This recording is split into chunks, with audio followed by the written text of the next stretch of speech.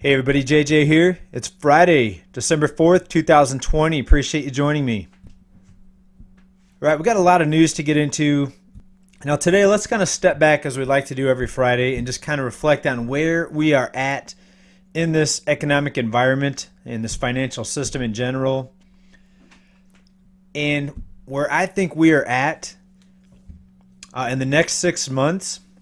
We're going to see the biggest economic transformation that we've ever seen in this country in probably 70 years. Even more than, actually more than 100 years. Let's go all the way back to 1913 when the Fed was initiated. I think we're going to see changes and transformations that are going to be even bigger and have wider implications than even when the Fed was created, if you can believe that or not. Just sit back and watch over these next few months and you're going to see things unfold. And I hope you come back to this channel and update. I'd like to see your comments as things do unfold. And we're going to start seeing things unfold later this month. And it's going to be beyond what I think most of you can even imagine. This economic transformation, which is also going to affect a lot of different parts of all of our lives.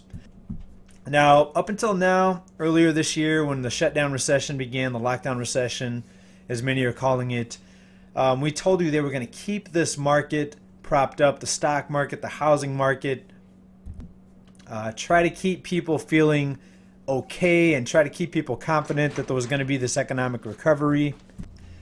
And for the most part, they kept the major bloodshed from happening with the forbearances, the eviction restrictions, moratoriums, enhanced unemployment checks, a one-time stimulus check, which was not a big help, allowing people to miss their payments on multiple types of loans, from car loans to student loans to personal loans, even credit card payments in some cases got frozen, allowing people to not pay even their utility bills. In many parts of the country, a lot of people, millions of people overall, were in such dire straits they couldn't pay their utility bills, right? So we see a lot of things that have happened.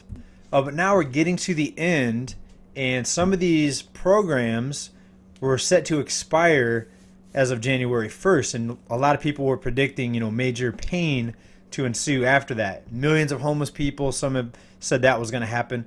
I don't think it's going to be that bad. I think there's going to be some new rescue programs implemented. And again, you're going to start seeing things unfold here in the next few weeks. We're going to give you some hints and some tidbits today on what you can expect. But overall, the changes are going to be much broader than we can bring you here today. All right, well, let's take a look at some news here just to kind of see where we're at.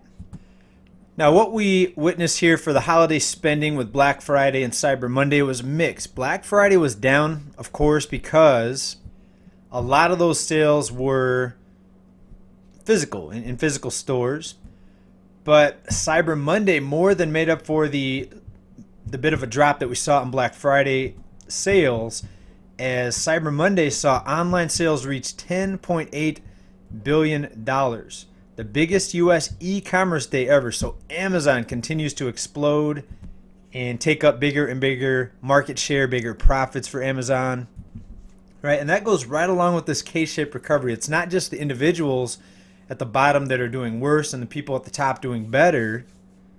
And just in the last episode, we talked about the K-shaped recovery. Hopefully you're in the upper slope of the letter K and not the downward slope. You see the top 50%. Many people in the top are doing better. The problem is the bottom 50% can cause a lot of problems and can cause your taxes to go up and can cause a lot more danger just for us in general as a society when you see the bottom half, fall into poverty, and in some case deeper into poverty. People that were already in poverty going deeper into poverty, which is very sad to see unfold. But yes, holiday sales up, Cyber Monday breaking records, Amazon. Jeff Bezos laughing all the way to the bank as usual. All right, but the really sad part is small businesses are continuing to get decimated. They're continuing to get harassed for all of these new restrictions and guidelines. While the too big to fails, the mega corporations, they continue to increase their profits, just like this example here with Amazon and the biggest e-commerce day ever. So Americans love to spend money. They're still going to spend money. Even people living paycheck to paycheck, Americans are notorious for being big consumers. We're the world's largest consumer country. And I read a statistic a few months back, and I'm going to get it, I think, pretty close. Though the United States is about 5% of the world's overall population, but we make up 25% of the consumption. Right? So in other words, Americans, we're big hogs. We're big spenders here. Right? Now let's go back to March, and as you probably know, at least once a week we come out with a housing update. We told you back in March they're not going to let this market fall. A lot of people said we were crazy. Recent article out here today at Yahoo Finance. The mortgage industry roars to record year, courtesy of the Fed. Right? So the mortgage bankers, the loan officers, the escrow agents, the real estate agents, they are also laughing all the way to the bank. Many of those occupations that I just mentioned are in the upper slope of the letter K in this K-shaped economic recovery, the top 50%. But even further up to the top 10%, they're even doing better. Remember how much more wealth that the billionaires gained over this time since the lockdown recession began back in March. Recent article here out of the Tennessee Star: food insecurity doubles in the U.S. during the shutdowns. All right, so yes, more spending than ever, record-breaking Cyber Monday sales. A lot of people, again, laughing all the way to the bank.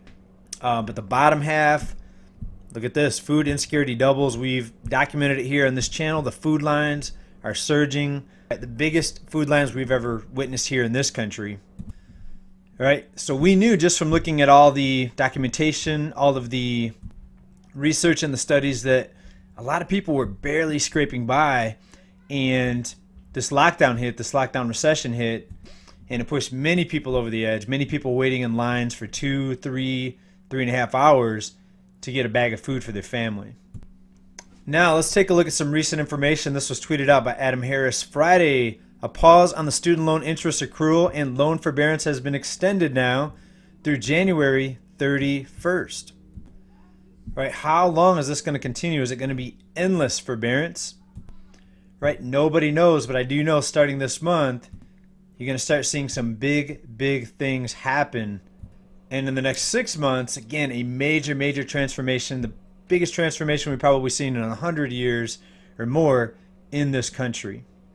And I hope this is not going to take a turn for the worse, but here's a tweet here out of Matthew Holiday. Millions of Americans would pick a stimulus check over their freedom. So there could be so many people in such dire straits that they'll be willing to give away all their freedom, whatever little freedom we have left, willing to give it all away just to get some food on the table, to keep a roof over their head.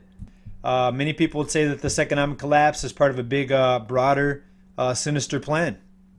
Another tweet here. This is at ErnieBoy5. Look at all of these other countries that have implemented monthly stimulus relief payments and how they compare to the U.S.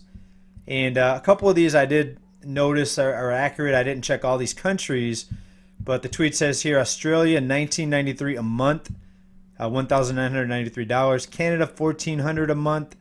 Denmark, up to, for some people, $3,200 a month. The U.S. we're down here below all these other countries at one $1,200 stimulus check for the past 32 weeks of the lockdown recession. So pretty crazy times. Keep your eyeballs peeled, keep your ears wide open, because the things that are going to be unfolding here starting in the next few weeks, in my opinion, we're going to go through some real rough patches and some dangerous spots.